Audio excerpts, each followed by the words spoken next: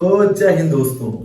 मैं आपका अपना मित्र आज आपके सामने हमारे देश के एक ऐसे शख्सियत के बारे में बात करने वाला हूँ जिसने हमारे देश के लिए बड़े बड़े मिशंस को अंजाम दिया। इस खुफिया एजेंट के काम करने का तरीका ऐसा था कि इसके बाएं हाथ तक को पता न चले कि दाएं हाथ ने क्या काम किया है। तो दोस्तों, हम बात करने वाले हैं आज हमारे देश के एक महान जासूस भगत राम तलवार उर्फ सिल्वर के बारे में। 21 सितंबर 1968 को भारत ने रॉ यानी कि रिसर्च एंड एनालिसिस विंग की स्थापना की। दोस्तों, रॉ एक ऐसी सीक्रेट सर्विस है जो देश के बाहरी मामलों को देखती है, उसे बाहरी मुसीबतों से बचाती है। इतने सालों में हमारे देश में एक से एक महान जासूसों ने देश पर मर मिटने वाले काम किए। इन सभी ने अपने बहादुर कारनामों से देश पर आने वाले खतरों को कम किया। रविंद्र कौशिक, अजीत डोभाल, आर्यन राव, जहमत खान, ये सब ऐसे शख्स हैं जिन्होंने अपनी जान जोखिम में डालकर जासूसी का काम किया और देश को भारी खतरों से बचाया। ये कुछ ऐसे चुनिंदा लोग थे जिन्होंने पूरी देशभक्ति से, देश प्रेम के जज्बे से काम किया।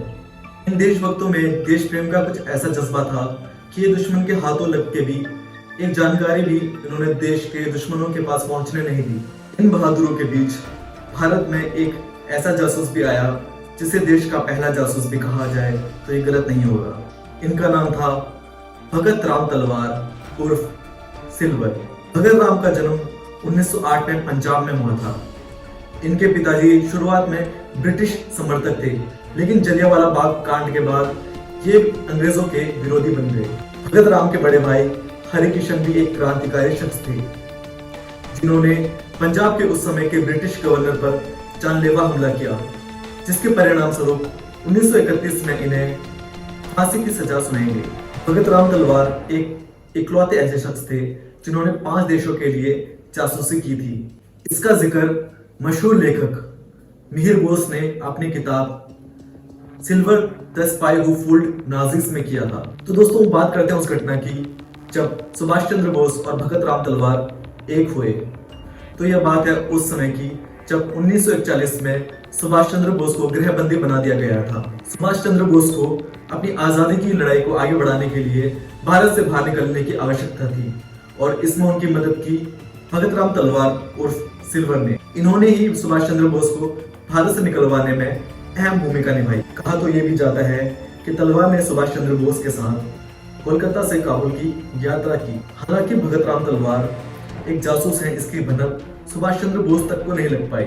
तो यह दिखाता है कि तलवार अपने काम में कितने ज्यादा माहिर थे। दोस्तों, अब बढ़ते हैं कहानी में आगे। 22 फरवरी 1941 की बात है।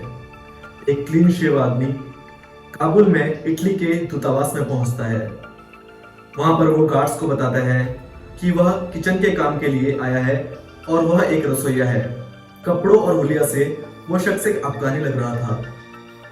तो गार्ड्स को बिल्कुल भी भनक नहीं लगी। गार्ड्स ने उसे अंदर जाने के लिए अनुमति दी। अंदर जाने पर राजदूत ने पूछा कि आपको किसने भेजा है। तो उस शख्स ने कहा कि मुझे इटली की एक कंपनी जिसका नाम सीमन है, उसके हेड एयर थॉमस ने भेजा है। इस पर उस इटली के दूतावास ने पूछा कि किस कारण से भेजा है। तो उस शख्स ने कहा कि बस आपको देखने के लिए भेजा है। इसके बाद राजदूत ये समझ चुका था कि यह कोई मामूली शख्स नहीं है, ना ही कोई मामूली अफगानी है। फिर राजदूत ने अपना नाम पीटर क्यूरनी बताया। इसके जवाब में उस शख्स ने कहा कि मैं कोई रसोइया नहीं हूँ और ना ही अफगानी हूँ, मैं एक भारतीय हूँ। दोस्तों, ये थे हमारे भगत सिंह तलवार। दरअसल दोस्तों, ये यहाँ पर मदद चाहते थे इटली के राजदूत की सुभाष चंद्र बोस के लिए, जिसे वो अपनी देश से बाहर निकालना चाहते थे काबुल के लिए। इसके बाद सुभाष चंद्र बोस काबुल पहुंचे और कुछ दिन सड़कों की खाक यूं ही छाने लगे। इसके उपरांत पीटर क्यूरिनी ने बोस को जर्मनी पहुंचने में मदद की। पीटर क्यूरिनी के साथ इस घटना के बाद भगत राम तलवार बहुत ज्यादा मशहूर हो गए थे। जासूसी की दुनिया में वे एक बड़ा नाम बन चुके थे। दूसरे विश्व युद्ध के दौरान वे महंगे जासूसों में शुमार हो गए थे। भगत राम तलवार ने जर्मनी, इटली, रूस, जापान और ब्रिटेन के लिए जासूसी भी की। बावजूद इसके वे एक कट्टर भारतीय थे और उनकी वफादारी भारत के लिए थी। वे एक सच्चे भारतीय थे। भगत राम तलवार को जर्मनी ने जासूसी की ट्रेनिंग भी दी, जिसके बाद 1942 से 1945 तक वे काबुल में रहे और उन्होंने जासूसी का काम किया। जर्मन ने भगत राम तलवार को काबुल में एक फ्लैट भी दिलवाया और साथ में उसको $2.5 मिलियन भी दिए। और इन्हीं पैसों से सिल्वर ने भारतीय कम्युनिस्ट पार्टी की मदद भी की। पीटर फ्लेमिंग ने भगत राम तलवार को यह कोड सिल्वर दिया था। पीटर फ्लेमिंग मशहूर लेखक आयन फ्लेमिंग के भाई हैं। आयन फ्लेमिंग के बारे में आपको बताते दोस्तों कि इन्होंने मशहूर सीरीज जेम्स बॉन्ड 007 लिखी थी, जो कि जासूसी के ऊपर आधारित थी।